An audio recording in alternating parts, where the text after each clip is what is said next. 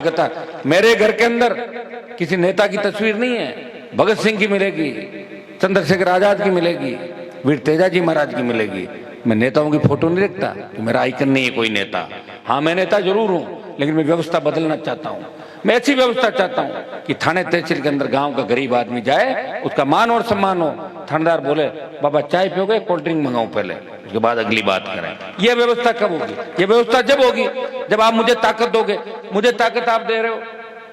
अभी ये गांव के अंदर लोग मुझे कह रहे थे कि कितनी ताकत ले हो, 7-8 बार वोट दे दिया था ना। बात तो सही है, वो भी थक रहे हैं वोट देके कि राज कदा आए। तो मैं कह राज होता कौन सा कि सू गाड़ी कर। मैं कि बेटो माली गाड़ी में भी सू कर। मैं तो लाल बत्ती लगा घूमता ही था। मैं सू भी खूब कराई राजस्थान के अंदर। लाल बत्ती कोई उतार नहीं पाया मेरी राजस्थान में। वो लड़ाई भी मैंने ही लड़ी। वसुंधरा सीएम थी, एक बार कहा कि लाल बत्ती उतारेंगे। मैंने कहा उतार लो बत्ती, आ रहा हूं मैं बाड़मेर। 1000 गाड़ियां लेके, बत्ती नहीं उतरी। मैं ये नहीं कहता हूं कि नियम कानून हम तोड़ें, लेकिन जब चीफ सेक्रेटरी बत्ती लगाएगा, जिसका प्रोटोकॉल एमएलए से नीचे होता है, कलेक्ट्रेट भी बत्ती लगाएगा तो विधायक भी बत्ती लगाएगा। यही लड़ाई थी हमारी, गलत लड़ाई नहीं लड़ रहे थे।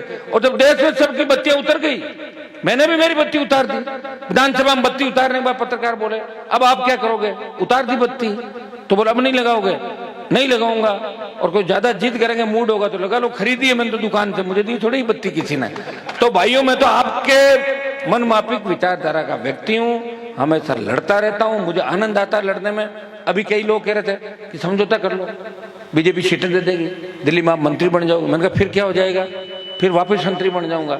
लोग कहते हैं हनुमान जी भी आगे, उनके वहीं पड़ गए जहां बाकी लोग पड़े थे। किसी एक को तो लड़ने दो। अभी पूरे देश की नजरें नागौर की ओर है, पूरे देश की, राजस्थान की नजरें खींवसर की राजनीति की ओर है। बड़े बड़े धुरंधर शाम को चिंता करते हैं, बैठते हैं, एक ही बात कहते हैं, यार खींवसर नागौर में हनुमान जी को कैसे हराएं और इनको कैसे पटकें। ये बहुत बड़ी बात होगी राजस्थान के अंदर। मतलब हनुमान की विचारधारा वर्सेज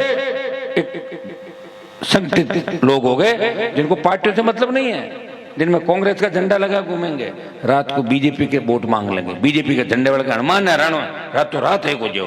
क्यों हराना है? क्योंकि उसके घर पे जाने के लिए कोई बिचौलिया नहीं है, सीधे लोग जाते हैं।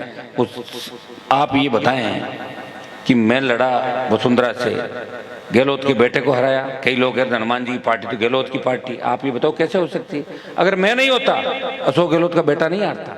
और अशोक गहलोत ने जिनको परेशान किया, उनके बच्चे तो गहलोत की गोदी में बैठे हैं, उनके पोते पोतियां उनकी गोदी में बैठे हैं, उनकी सरकार बचा रहे हैं। ये तो हनुमान बहनी वाली है जो कौम की लड़ाई लड़ रहा है, जो तेजाजी महाराज की जयकारे को खींवसर, करनाल, नागौर की धरती से लखनऊ तक ले गया। और लोकसभा के अंदर इतिहास में पहली बार तेजाजी की जय बोल के विधानसभा में 8, 13, 18 के अंदर तेजाजी के जयकारे के साथ शुरुआत करी। मैं किसान का बेटा हूं। जिस तरह तेजाजी महाराज ने अपने वचन के खातर प्राण न्यौछावर कर दिए, मेरे कुल के साथ किसान कौम का मान बढ़ाया। हनुमान बेनीवाल भी तेजाजी का भक्त है।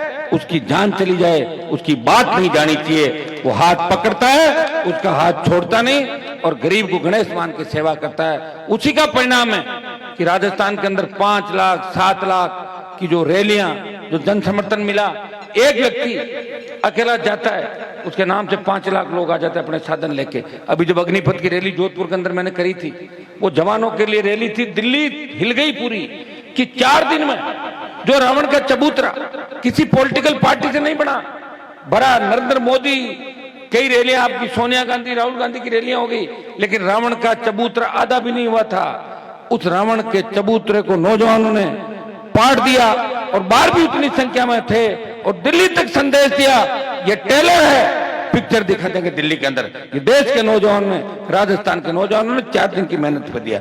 भाइयों, संघर्ष के साथ साथ विकास की बात भी करता हूं। पहले थोड़ी नशे की बात भी कर लूं। सबसे पहले कहते हैं भाई, फौज का कप्तान मजबूत हो तो फौज लड़ाई लड़ती है। मैं मजबूत हूं, मैं कोई नशा नहीं करता, चाय जरूर पीता हूं। और तुम लोगों ने कहा फीकी चालू करो, तो मैंने फीकी कर दिया आजकल कोरोना के बाद। आधे लोग फीकी चाय पी रहे हैं, तो चाय का तो नशा नहीं है ना। मैं थोड़ा लाया था चाय का, चाय तो हर घर में ही बनती है, और तुमको तो वो भी छोड़ देंगे। चाय पीता हूँ, चाय पिलाता हूँ सबको जो भी आता है। बाकी नशे से दूर हूँ, जुनून है मेरे अंदर, प्रयास कर रहा हूँ। ये पुलिस यहाँ की खड़ी है, खींवसर की, भावंडा की, ये सारी, मैं इनको हमेशा एक ही बात कहता हूँ कि नौजवान बच्चे जो नशे का काम करते हैं उनको सुधारो, जन जागरण अभियान भी चले। नशा कोई अपने ही नहीं चल रहा है, पंजाब तो नशे से बर्बाद हो गया, बाड़मेर, जोधपुर, तो अपना नशा तो बाहर से आया धीरे धीरे धीरे धीरे धीरे। और नशा लाता कौन है? सरकार है। सरकार अगर चाहे कि शराब बंद हो जाए, हिम्मत है कोई शराब खरीद ले या बना ले? सरकार खुद ही, अरे भाई सरकार में तो शराब का धंधा करने वाले, पूरे जीवन ब्लैक की दारू बेचने वाले, वो जब सरकार के अंदर विधायक बन जाते हैं, राज्यसभा में चले जाते हैं, और डोडा पोस्ट की ब्लैक में जेल गए हुए हिस्ट्री शीटर जब विधानसभा और लोकसभा के अंदर चले जाते हैं, तो नशे का कारोबार बढ़ेगा। कौन रोकेगा उस नशे को? लेकिन मैं विश्वास दिलाता हूं कि मैं सत्ता का अगर इर्द गिर्द भी आ गया, उन नशा करने वालों को भी और नशे का कारोबार करने वालों को भी इनका पुख्ता इंतजाम राजस्थान में कर दूंगा।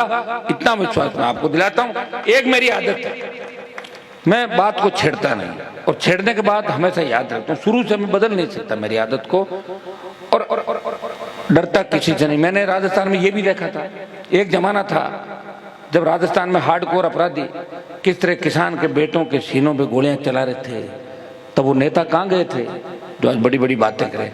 अकेला हनुमान बेनीवाल था, उन अपराधियों से लड़ रहा था, जिद्दी वसुंधरा से लड़ रहा था, विपक्ष नहीं था।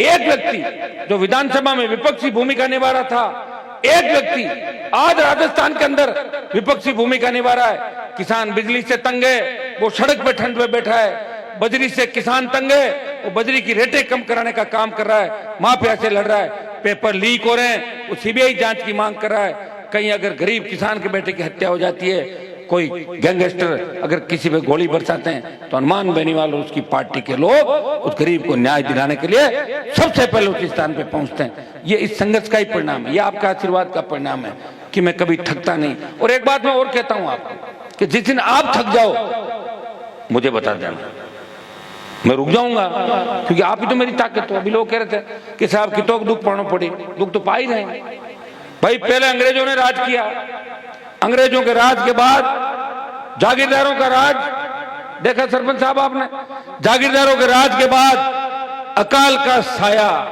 हमेशा अकाल पड़ता था। हमारे नहरी इलाका नहीं था, यहाँ के नेता नहर नहीं लाए, नहर लाते तो यहाँ के लोग मजबूत हो जाते, पढ़ लिख के आगे बढ़ जाते, जमीनें पंजाब की तरह सोना उगलती, बेटे बेटे जर्मनी इंग्लैंड अमेरिका में पढ़ते। उनकी सोच थी कि यहाँ के किसान और उनके बेटे हमारी दरी पट्टी बिछाए, इसलिए आपको यहीं पे रख दिया।